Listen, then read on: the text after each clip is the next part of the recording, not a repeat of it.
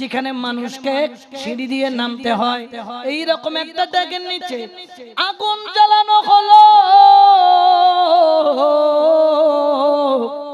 আর কড়াইয়ের মধ্যে মনকে মন টনকে টন তেল ঢেলে দেওয়া হলো। একজন কয়েদিকে ধরে আনা হলো আব্দুল্লাহ ইবনে ফুযাইলের সামনে। ওই কয়েদিকে গরম তেলের মধ্যে যখন ছেড়ে দিল, মানুষটা সেকেন্ডের মধ্যে গরম তেলের মধ্যে বুনা হয়ে গেল। হাড়গুলা চামড়া থেকে ফেটে বের হয়ে গেল, শরীরটা কুঁচকে গেল।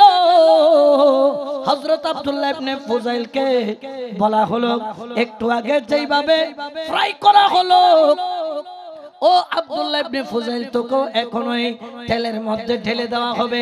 আব্দুল্লাহ ইবনে ফুযাইলকে ওই তেলের ড্রামের সামনে আনা হলো, এখনই ধাক্কা দিবে।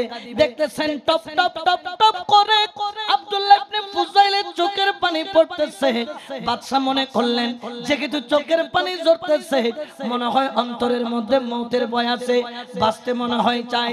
ডাক দিল আব্দুল্লাহ ইবনে ফুযাইল, এখনো শেষ সুযোগ তোর আছে, যা ওয়াদা দিয়েছিলাম তাও পাবি, বাদশাহীও পাবি, আমার মেয়ের জামাতাও হবি, আবার আমি মারা গেলে এই সালতানাতের মালিকও হবি। কিন্তু মুস্তাফার প্রেম ছাইরা দে। সে বলে, আব্দুল্লাহ ইবনে ফুযাইল বলে, খোদার কসম আমি আমার জান ছাড়তে পারি, কিন্তু আমার মদিনা ওয়ালার প্রেম ছাড়তে পারি।